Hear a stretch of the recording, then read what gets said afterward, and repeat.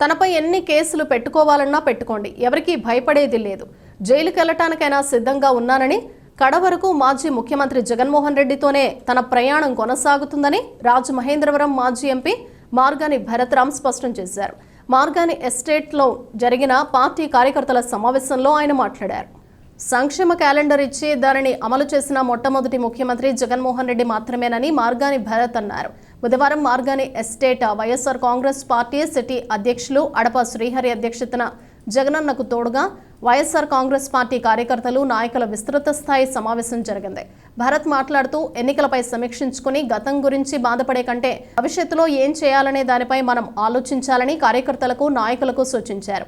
అభివృద్ధి చెందిన దేశంలో సైతం ఈవీఎంలను వినియోగించకుండా పేపర్ బ్యాలెట్నే ఉపయోగిస్తున్నారని, మన దేశంలో కూడా పేపర్ బ్యాలెట్ను ఉపయోగించాలని అభిప్రాయపడ్డారు.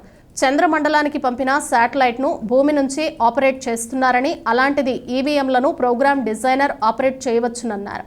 గత 5 ఏళ్ల కాలంలో రాజమండ్రిలో చేసిన అభివృద్ధి ఎక్కడా జరగలేదని, సొంత ఊరు సొంత ప్రజలు అనుకుని అభివృద్ధి చేశానన్నారు. 25% కమిషన్ తీసుకున్నానని తప్పుడు ఆరోపణలు చేశారని, దమ్ముంటే వాటిని నిరూపించాలని సవాల్ విసిరారు. Parliament incharge doctor Guduri Srinivas మాట్లాడుతూ ఎవరూ అధైర్యపడొద్దని, త్వరలోనే మధ్యంతర ఎన్నికలు వస్తాయన్నారు. ఇంకా సమావేశంలో బీసీ జేఏసీ రాష్ట్ర చైర్మన్ మార్గాని నాగేశ్వరరావు, నక్క శ్రీగణేష్, వాసంశెట్టి గంగాధర్, బర్రే కొండబాబు, మజ్జి అప్పారావు, గుత్తుల మురళీధర్ తదితరులు పాల్గొన్నారు. జనం కోసం, నిన్ను నమ్ముకున్నటువంటి జనం కోసం, నిన్ను నమ్ముకున్న కార్యకర్తల కోసం ఒక్క బద్దవాడు అబద్ధమే రాజ్యం వెళ్తా ఉన్నటువంటి ఈ వేళ ఈ రాష్ట్రంలో ఒక్క బద్దవాడన్నా కోడిగుడ్లు అమ్ముకునే సాహుకారు వస్తే అమ్మ తీసుకొచ్చి నిండా నీళ్లు పెట్టినటువంటి డేక్ష తీసుకొచ్చిన పెట్టింది, గుడ్లను బేరమాడుకుంటే అందులో ఏమనిది, మునిగిన గుడ్లు కొనిది, తేలిన గుడ్లు పక్కన పెట్టేసింది. సాహుకారం అమ్మమ్మ పోయింది, సారీ అమ్మ ఏం కాదమ్మా పొరపాటును తెచ్చానమ్మా అనేవాడు. పార్టీ అధికారం ఉన్నప్పుడు చాలా మంది పదవులు కలుపుతూ వస్తారు. చాలా మంది పదవుల కోసం పెదవులు కలుపుతూ వస్తారు. అటువంటి కార్యకర్తలు చెక్కి పెట్టండి, ఆవేళ మనం తిరిగి అధికారంకి వస్తాం. మధ్యంతరానికి సిద్ధంగా ముగ్గురు కలిపి కొట్టారు జగన్మోహన్ రెడ్డిని, ముగ్గురు కలిపి ఇవాళ వైఎస్ఆర్ కాంగ్రెస్ పార్టీ కార్యకర్తలు కుమ్మేశారు. అయినప్పటికీ 40% మార్కులతోటి ప్రజాక్షేత్రం నుంచి మనం గెలిచాం. మన అతిపెద్ద పార్టీ. ఎన్నికల్లో గెలిపోవటములు అనేవి సహజం. అంటే ఇద్దరు నిలబడినప్పుడు ఎవరో ఒకళ్ళు నెగ్గుతారు. దాన్ని కూడా మనం సమదృష్టితో తీసుకోవాలి.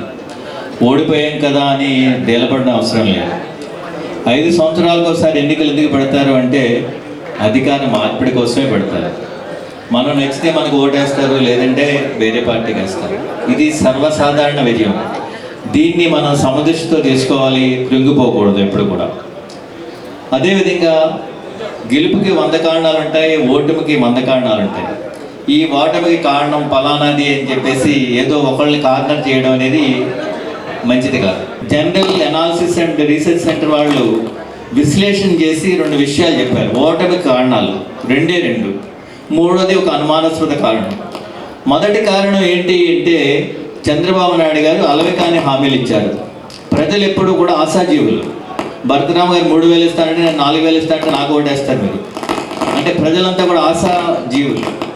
సో ఈయన చంద్రబాబు నాయుడు గారు ఏం చేశారంటే 4,000 ఇస్తాను, 7,000 ఇస్తాను, అందరికీ ఇంట్లో ఆడపిల్లలందరికీ ఇస్తాను, అమ్మ ఇంకా లేనిదేమీ లేదు, అన్ని ఆల్ ఫ్రీ బాబు అన్నీ కూడా చెప్పిస్తాడు ఆయన.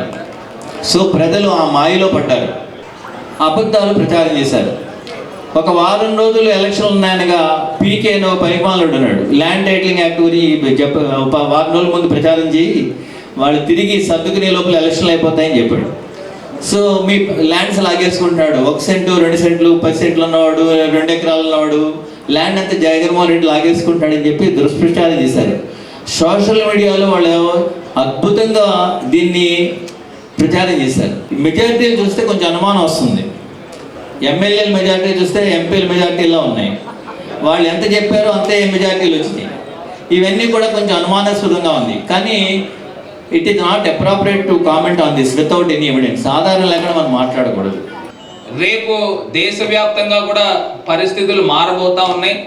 సో 100% మళ్ళీ రేపు ఎలక్షన్స్ ఎప్పుడు జరిగినప్పటికీ కూడా ప్రజలు ఒక ఇమోషన్తో, ఒక వేవ్తో మొన్న ఓటింగ్ పడింది. మనం కూడా చూస్తే డాక్టర్ గారు ఇప్పుడే చెప్పారు 2 పెద్ద అంశాలు, 3వది లెక్కరు.